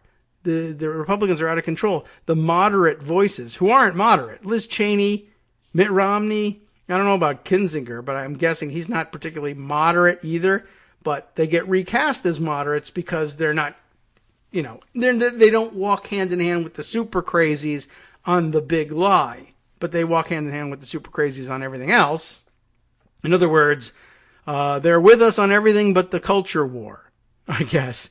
Except they really are with them on the culture war. They're just, on the big lie part of the culture war, they're not with them. Like they used to say about Lieberman. But interesting that Friedman's cure to what ails us is everybody go out and support the following Republicans. Now, now he's going to tell us what I learned covering the struggle for the future of the Arab Muslim world post 9/11. Is that what he was covering? Is that the war of ideas inside is everything. Sure, it is important for outsiders to condemn bad behavior, but their voices have limited impact. Real change happens only when the war of ideas is won by insiders working from the roots upward. So, go insiders. That should surprise no one. On Monday, CNN quoted Cheney as telling Republican donors and scholars at a retreat for the American Enterprise Institute in Sea Island, Georgia, we can't embrace the notion the election is stolen. It's a poison in the bloodstream of our democracy. We can't whitewash what happened on January 6th or perpetuate Trump's big lie. It is a threat to democracy. What he did on January 6th is a line that cannot be crossed. A peaceful transfer of power must be defended. She could not be more right. And without a war of ideas inside the party, one that is won by principled Republicans, we run the real risk of a political civil war in America over the next election. Things are not okay. Unless more principled Republicans stand up for the truth about our last election, we're going to see exactly how a democracy dies. Well, guess what? If you're right, we're going to see exactly how a democracy dies. There aren't any more principled Republicans. There may have been none, but whatever you're calling principled Republicans, there's a handful of them and very few people supporting them, and they're going to get wiped out. And the idea that, I don't know, somehow we're going to come to their rescue, I say, look, they're going to get wiped out. Just keep pushing. The bulldozer that's running over the principled Republicans, pushing them over the cliff, can itself be pushed over the cliff. Do that. Don't get on the other side and fund the pushback against the bulldozer. That ain't going to work. And even if it did, you wouldn't be handed a competent government. Anyway, I just thought that was kind of important to note that he was on board in terms of these people are crazy, but he's still Thomas Friedman. So things aren't going anywhere. All right. Follow up on some other stuff that we discussed yesterday. I mentioned in passing the possibility that, that Sunday show hosts ought to put an initial question to any Republican on the air. Given all of this, you'll now get the seal of approval from Tom Friedman, so it's okay to do this. Do you believe, or just tell me, who won the 2020 presidential election? And if you give the wrong answer, you're off. And I suggested that possibly Jake Tapper might adopt such a position, and I guess there's a hint that he might.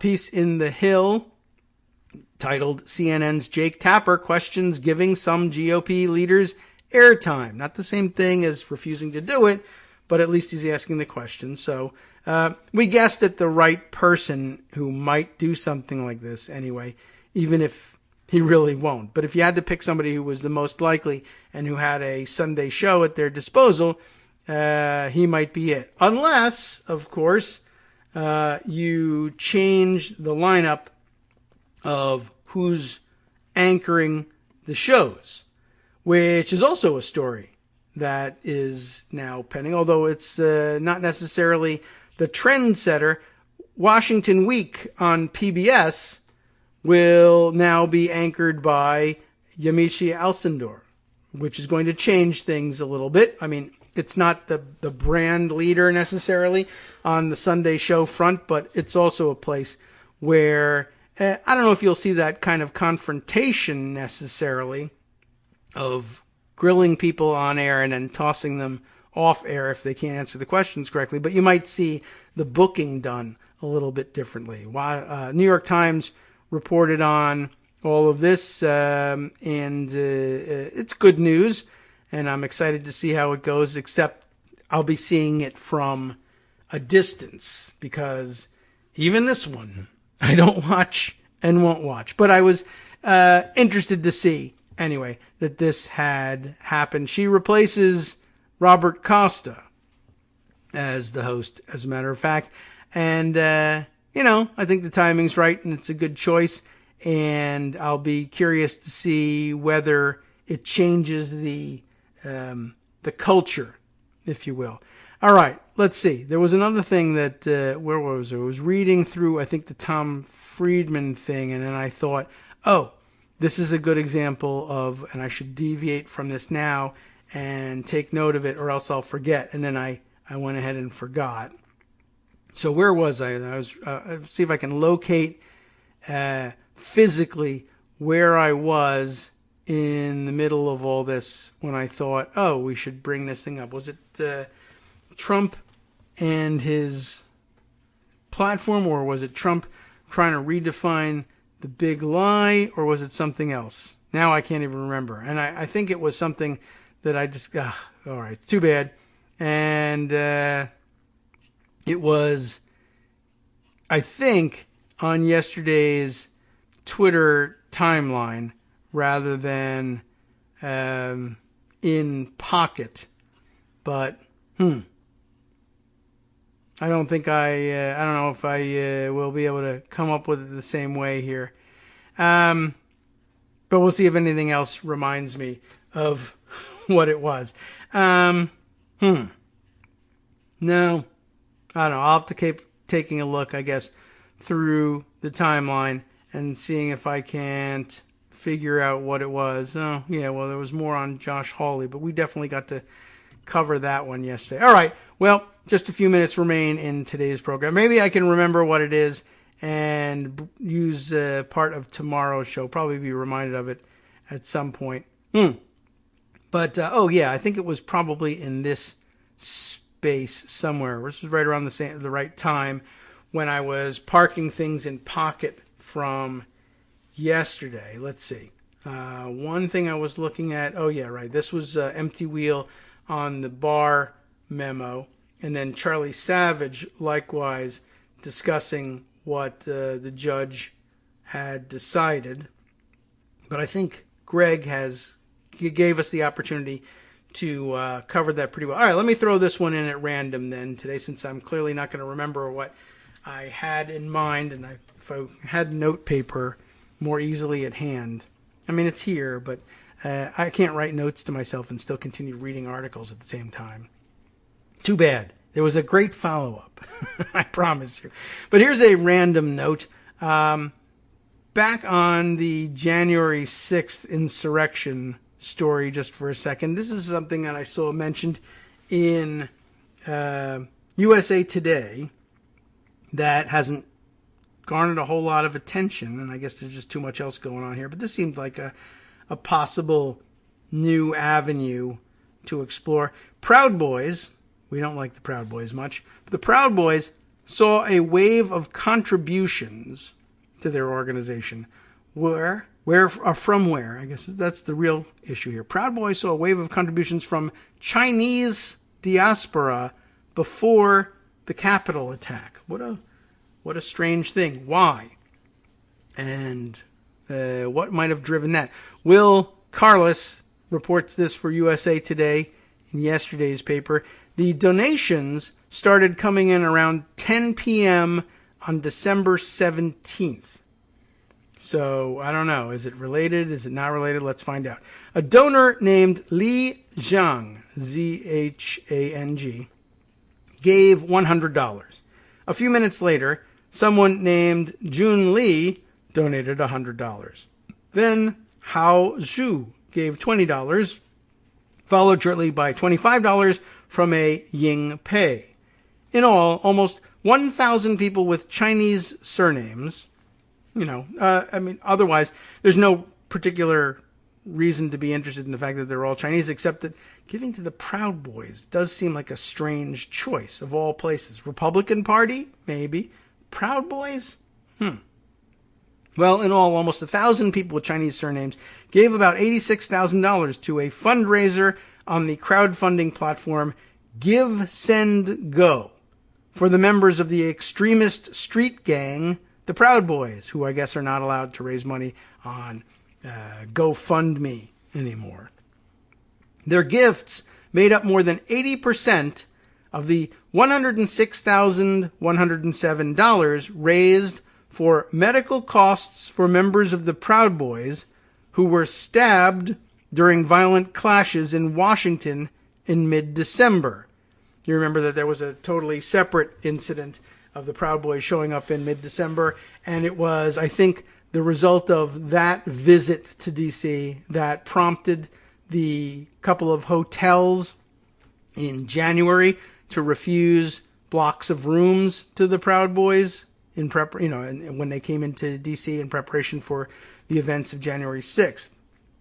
The donations, which are included in a trove of hacked Give, Send, Go data provided to USA Today and posted on the whistleblower site Distributed Denial of Secrets, get it, DDS, raised several questions. Chiefly, why would people from China, Hong Kong, and Taiwan, and members of the Chinese American community donate to an organization with deep ties to white supremacists, whose members flash white power signals and post racist memes on social media? The surprising answer to this question is that the Proud Boys enjoy significant support from a slice of the Chinese American community and broader Chinese diaspora. Well, I hope that there's more explanation of it than that in here, because, that's what you would conclude ordinarily from the fact that they got a lot of money from those people. But I wonder whether that's really true. Some Chinese Americans have bought into the rhetoric spread by the Proud Boys, conspiracy theorists such as Alex Jones, and conservative commentators that America is under attack from communism. They believe the Proud Boys are on the vanguard of protecting the country from a communist army controlled by Antifa and the Black Lives Matter movement, claims that have been widely debunked because they're not true. For some who left China in rejection of communism, particularly those who support former President Donald Trump, the Proud Boys have taken on an almost mythical status as tough street soldiers on the front lines of this battle between democracy and communism. You have to understand how we feel. We came from communist China and we managed to come here and we appreciate it here so much, said Rebecca Kwan, who sent the Proud Boys $500 on Christmas Day. The Proud Boys are for Trump and they are fighting Antifa. And can you see anything good that Antifa did except destroy department stores and small businesses? Wow, that's a very narrow viewpoint if it's a real one.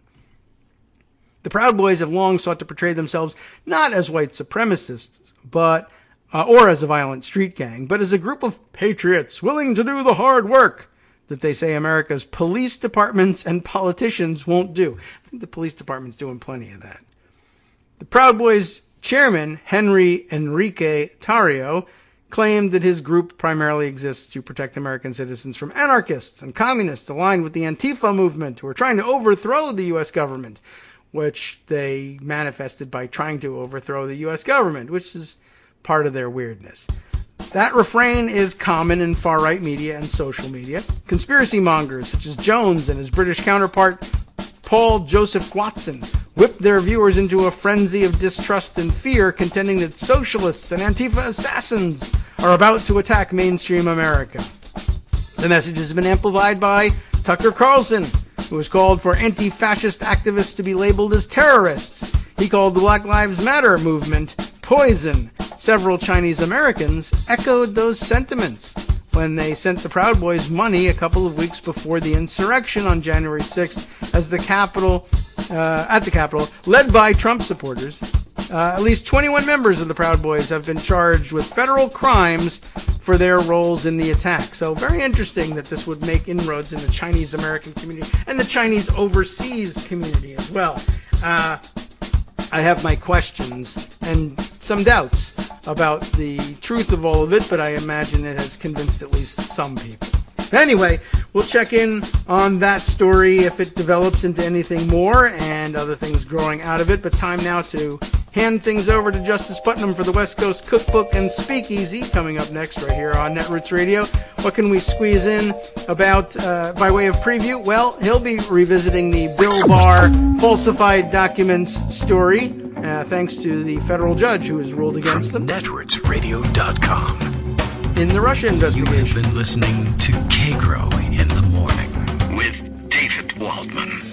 Further news from the fight over the 1619 project and the woke history that they're also worried about coming out of Tennessee, where a Tennessee Republican lawmaker found himself somehow on the floor of the House there praising the 3/5 compromise. Oh boy, this should be good. Stay tuned.